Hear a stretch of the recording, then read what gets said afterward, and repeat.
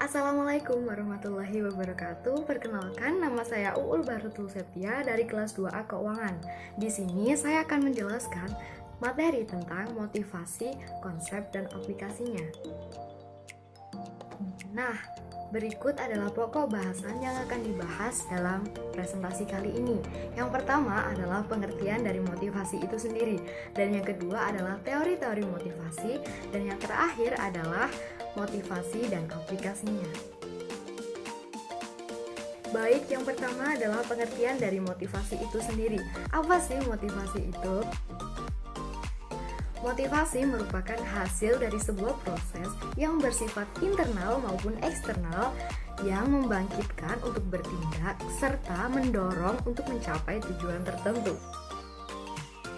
Di sini, motivasi juga mempersoalkan bagaimana caranya mengarahkan daya dan potensi bawahan agar mau bekerja sama secara produktif untuk mewujudkan suatu tujuan yang telah ditentukan. Selanjutnya adalah pembahasan tentang teori-teori motivasi. Untuk teori motivasi dibagi menjadi dua, teori isi motivasi dan teori proses motivasi. Yang pertama adalah teori isi motivasi.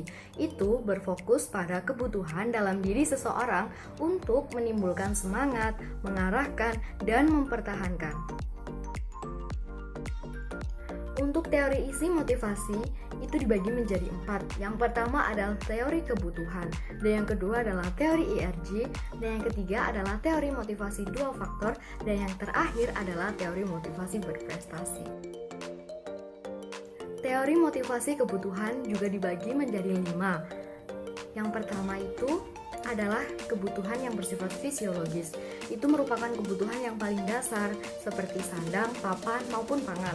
Dan yang kedua adalah kebutuhan akan rasa aman. Itu mengarah pada dua bentuk, yaitu kebutuhan keamanan jiwa dan kebutuhan keamanan harta. Dan yang ketiga adalah kebutuhan sosial.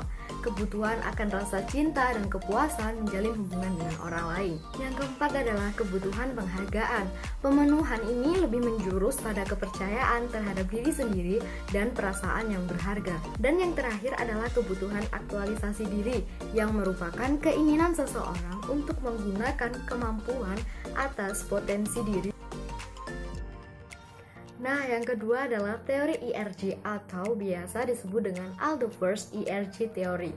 Itu ada 3. Yang pertama adalah eksisten, yang meliputi kebutuhan fisiologis atau kebutuhan dasar seperti sandang, papan, dan pangan. Dan yang kedua adalah relatedness, meliputi atau menyangkut tentang hubungan orang yang penting bagi kita seperti keluarga, kerabat, maupun teman kerja. Dan yang terakhir adalah ground, yang meliputi keinginan untuk produktif dan kreatif dengan mengarahkan segenap kesanggupan kita. Dan yang ketiga adalah teori motivasi dua faktor. Menurut Friedrich Herzberg, ada 2 faktor yang mempengaruhi seseorang dalam kegiatan, tugas, maupun pekerjaannya, yaitu faktor motivasional, kepuasan yang mencakup penghargaan, prestasi, serta tanggung jawab. Dan yang kedua adalah faktor hygiene, merupakan kepuasan untuk melakukan kegiatan, tugas, maupun pekerjaan yang bersumber dari luar diri seseorang. Nah, yang terakhir adalah teori motivasi berprestasi menurut David. Dalam diri manusia ada 2 motivasi, yaitu motivasi primer yang berarti akan mendorong seseorang untuk mencapai kebutuhan biologis, dan yang kedua adalah motivasi sekunder yang ditimbulkan oleh dorongan dari luar akibat interaksi dengan orang lain, yaitu motif untuk berprestasi, berafiliasi, dan untuk berkuasa.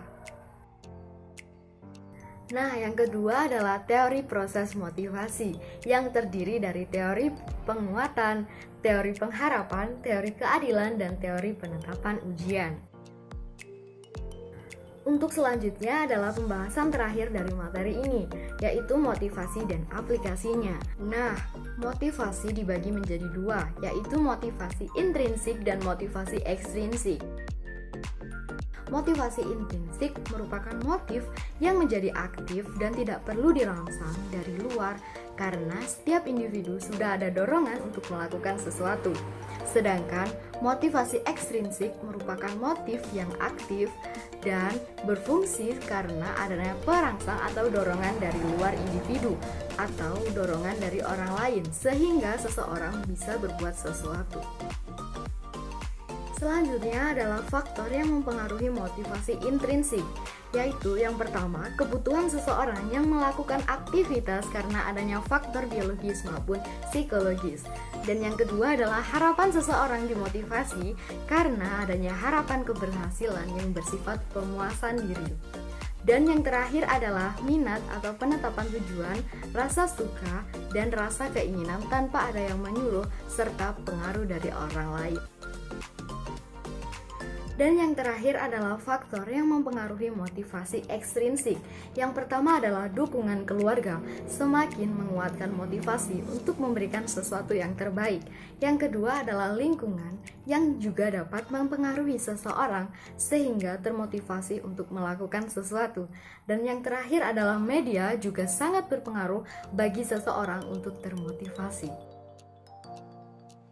Oke, cukup sekian dari saya. Kurang lebihnya mohon maaf. Wassalamualaikum warahmatullahi wabarakatuh. Selamat menikmati.